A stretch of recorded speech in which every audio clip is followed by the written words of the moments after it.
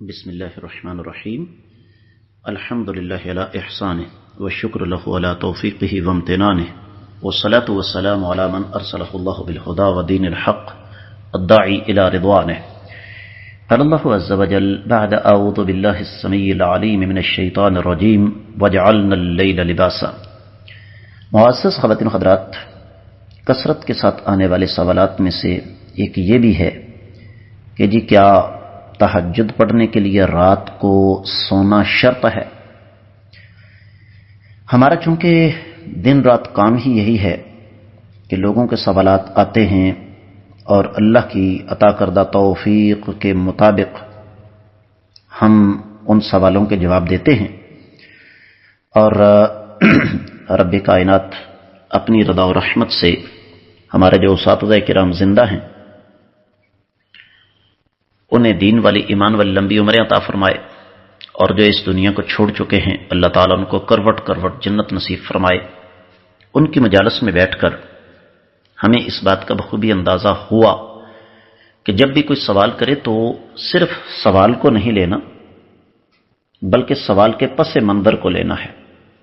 اب اس سوال کا بھی ایک پس منظر ہے، اور اس سوال کا پس منظر ہمارا ایک مجموعی رویہ ہے جو انتہائی خطرناک اور انتہائی خوفناک ہے، اور وہ رویہ ہے رات کو دیر تک جاگنا اور صبح دیر تک سوئے رہنا۔ ہو سکتا ہے بعض سامعین اور سامعات کو میری یہ بات اچھی نہ لگے، لیکن یہ حقیقت ہے کہ اس سوال کا پس منظر بنیادی طور پر یہی ہے۔ 99% سے زیادہ جو لوگ سوال کرتے ہیں ان کا پس منظر یہی ہوتا ہے کہ چونکہ ہمارا کلچر اس قسم کا بن چکا ہے کہ صبح کا ناشتہ 10 بجے دن کے، دوپہر کا کھانا شام 4 بجے اور رات کا کھانا رات کے 11 بجے، اور اس کے بعد پھر لمبی چوڑی مجلس۔ حالانکہ جدید سائنس بھی یہ ثابت کر چکی ہے کہ انسان کی نیند کا بہترین وقت رات 9 سے 12 بجے کے درمیان ہے، جب انسان ان 3 گھنٹوں کے دوران اپنی نیند کا 80% حصہ مکمل کر لیتا ہے۔ اور افسوس کی بات یہ ہے کہ وہ اقوام جنہیں دین کا علم نہیں ہے وہ آج بھی اس طریقے کو لے رہی ہیں، اس طریقے پر چل رہی ہیں۔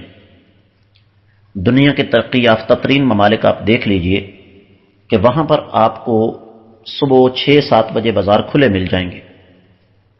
وہ لوگ دن کی روشنی سے فائدہ اٹھاتے ہیں۔ تو اس لیے میں ذرا اس میں تفصیل میں اس لیے جا رہا ہوں کہ اس سوال کا پس منظر سب کی سمجھ میں آ جائے۔ تو سب سے پہلے تو اپنا کلچر تبدیل کیجئے۔ یہ جو ایک سلسلہ ہے کہ رات 11-12 بجے کھانا کھایا، 1 بجے فارغ ہوئے، اس کے بعد 2-3 گھنٹے گپیں لگائیں، تو پھر یہ سوال کر دیا مفتیان سے، اساتذہ کرام سے کہ جی کیا تہجد پڑھنے کے لیے سونا شرط ہے؟ تہجد پڑھنے کے لیے سونا شرط نہیں، لیکن رات کو فضول جاگنا جو ہے وہ منع ہے۔ حدیث میں واضح طور پر آتا ہے نہا رسول اللہ صلی اللہ علیہ وسلم عن النوم قبل صلاۃ العشاء والکلام بعدها او کما قال علیہ الصلوۃ والسلام، کہ نبی علیہ الصلوۃ والسلام نے مغرب سے پہلے سونے سے اور عشاء سے پہلے سونے سے اور عشاء کے بعد فضول گفتگو سے سختی سے منع فرمایا۔ تو سب سے پہلے تو یہ کلچر تبدیل کیجئے۔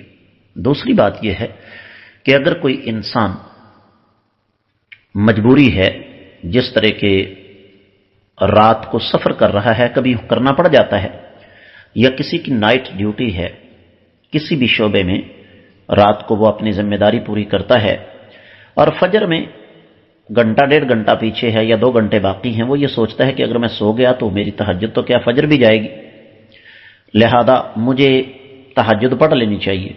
ایک آدمی سفر سے واپس آیا ہے اور فجر کی نماز میں اذان میں گھنٹہ 1.5 گھنٹہ باقی ہے، اگر وہ سو جائے گا تو سارا دن بھی اس نے سفر کیا، ساری رات بھی سفر کیا، تھکا ہارا ہے، اس کی فجر بھی قضا ہونے کا خطرہ ہے۔